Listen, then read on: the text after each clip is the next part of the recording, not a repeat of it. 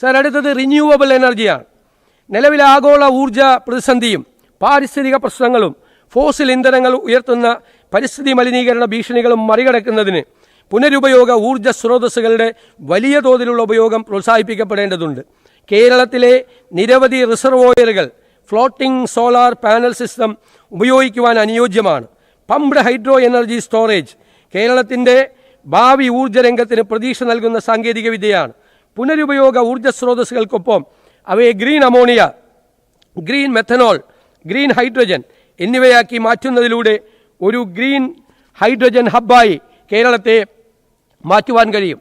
ഇതിനു പുറമെ peak demand നേരിടാൻ വൻകിട ബാറ്ററി സ്റ്റോറേജ് സംവിധാനം സ്ഥാപിക്കും. Community based battery energy storage സംവിധാനം എല്ലാ പഞ്ചായത്തുകളിലും നടപ്പിലാക്കുന്നതിനുള്ള നടപടി സ്വീകരിക്കും.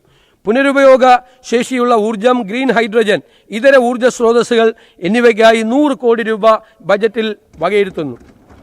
സർ, സ്പെഷ്യൽ ഇൻവെസ്റ്റ്മെൻറ്റ് സോൺ, സംയോജിത അടിസ്ഥാന സൗകര്യം, നിയമങ്ങളിലും ചട്ടങ്ങളിലുമുള്ള വ്യക്തത എന്നിവ ആവശ്യമുള്ള ബൃഹത്തായ വ്യാവസായിക സാമ്പത്തിക നിക്ഷേപങ്ങൾക്ക് വ്യക്തിഗത വ്യവസായ പാർക്കുകൾക്കപ്പുറമുള്ള ഒരു ഇൻസ്റ്റിറ്റ്യൂഷണൽ ഫ്രെയിംവർക്ക്, ഒരു സ്ഥാപന ചട്ടക്കൂട് കേരളത്തിന് അത്യാവശ്യമാണ്. ലോകോത്തര അടിസ്ഥാന സൗകര്യങ്ങൾ, സമർപ്പിതവും ആസൂത്രിതവുമായൊരു സാമ്പത്തിക മേഖല, അനുമതികൾക്കുള്ള സുഗമമായ നടപടിക്രമങ്ങൾ, പദ്ധതി വേഗവും വിജയവും വാഗ്ദാനം നൽകുന്ന ഭരണരീതി എന്നിവ നിക്ഷേപകർക്ക് ഉറപ്പു നൽകുന്ന ഒരു സ്പെഷ്യൽ ഇൻവെസ്റ്റ്മെൻറ്റ് സോൺ സർക്കാർ കൊണ്ടുവരും.